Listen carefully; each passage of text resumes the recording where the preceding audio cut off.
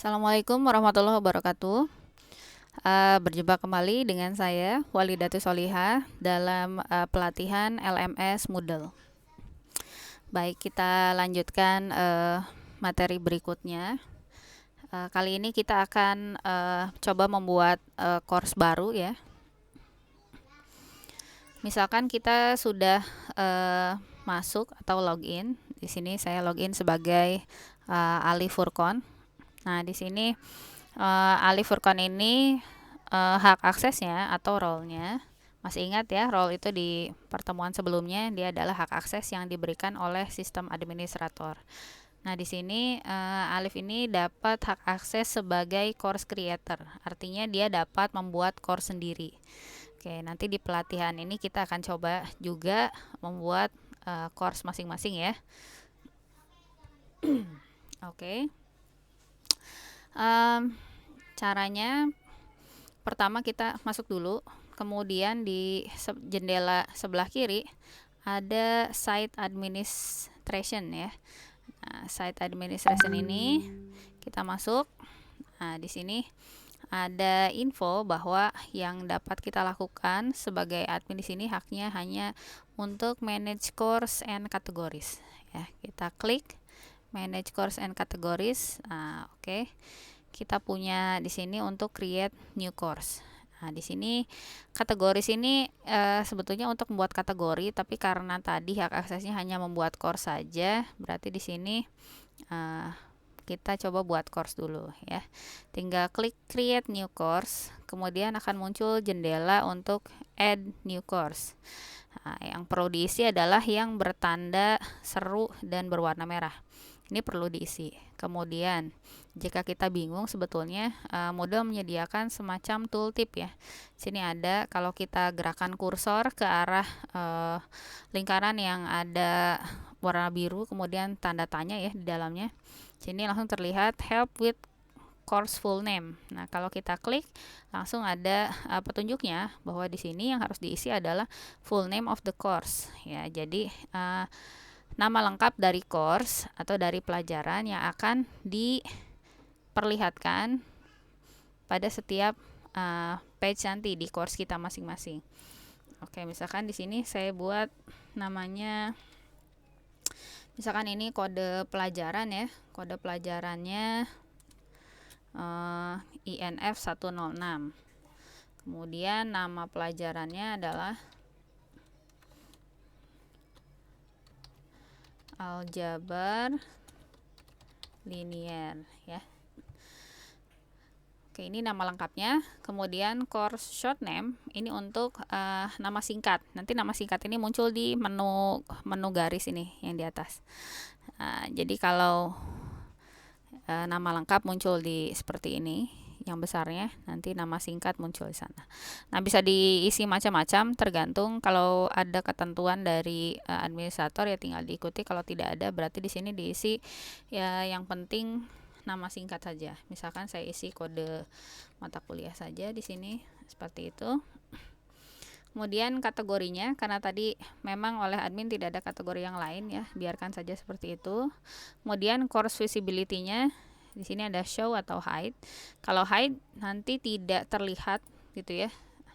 Maksudnya tidak bisa langsung dipakai oleh tidak terlihat oleh siswa atau mahasiswa gitu. Jadi ini kita buat show. Lalu ada course start date. Nah, course start date ini waktu dimulainya course.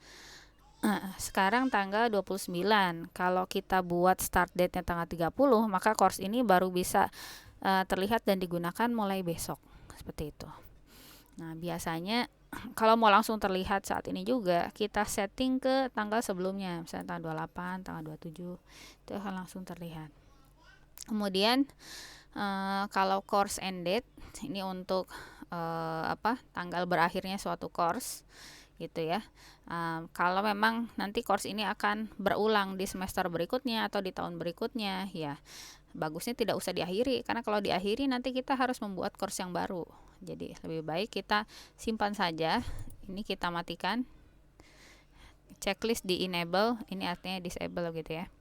Kemudian course ID number ini boleh diisi atau tidak. Sebetulnya isinya adalah digunakan untuk mencocokkan gitu ya, kalau nanti ada kita mau upload dan seterusnya, tapi kita kosongkan pun tidak masalah.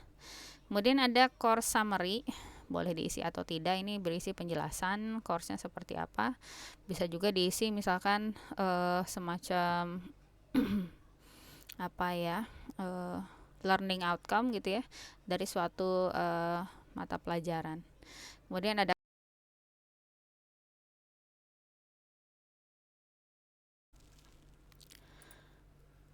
untuk course image ya, ini tinggal kita klik di icon yang seperti kertas terlipat, kemudian kita pilih filenya, misalkan saja ini.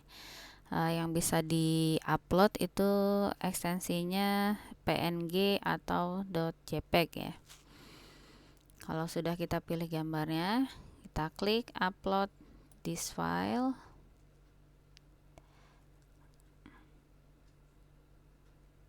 Oke, sambil menunggu ya, kira-kira seperti ini.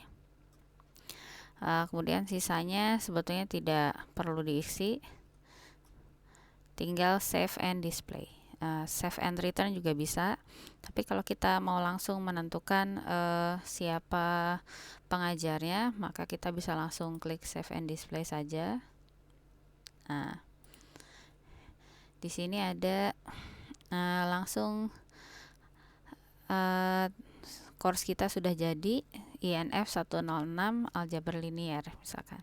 Di sini ada topik 1, topik 2, 3, 4 gitu ya. Nah, kalau kita mau menentukan tadi ya, siapa saja yang akan menjadi pengajar, kita bisa tentukan di partisipan sebelah kiri jendela, kita klik. Kemudian ada di sini sudah ada tadi, karena kita yang buat sebagai Ali Furqon, maka di sini Ali Furqon. Nah, ini sudah menjadi pengajar atau teacher, sudah punya hak akses teacher, dan tentu saja ini yang awal tadi course creator.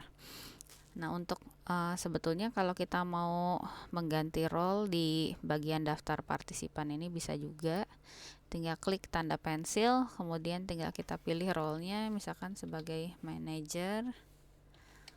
Oh, tidak bisa. Jadi role yang bisa dipilih itu role yang di bawahnya, misalkan student. Tadi kan course creator ya paling tingginya. Kemudian klik tombol seperti disket untuk menyimpan perubahan. Nah, jadi selain sebagai teacher, course creator juga student. Ya, sebetulnya ini tidak perlu juga sih kalau sebagai student ya. Ini hanya contoh saja. Kalau kita mau unenroll, tinggal kita klik ikonnya seperti tempat sampah. Nah, kita tambahkan dulu misalkan klik enroll user. Kemudian kita tambahkan di sini. Nah, di sini ada assign role. Assign role bisa sebagai student atau non editing teacher. Intinya yang role di bawahnya, karena tadi role-nya sebagai teacher ya, berarti hanya bisa menambahkan ini. Kemudian kecuali kalau sudah diatur ya di sistem administrator. Ini starting from, jadi mulai kapan gitu ya. Ini defaultnya mulai sekarang. Enrollment duration, durasi dari keanggotaan, ini unlimited atau berapa hari bisa dihitung, atau sebetulnya kita cukup misalkan saya masukkan di sini user baru sebagai student, saya berikan hak akses student. Kemudian kalau sudah ada muncul namanya ya. Jadi kita cari dulu di sini. Setelah itu kalau sudah ketemu namanya diklik. Tadi saya ulang lagi. Misalkan seperti ini. Nah, muncul namanya ya. Kalau muncul namanya diklik dulu. Oke, sampai terlihat di atas baru enroll.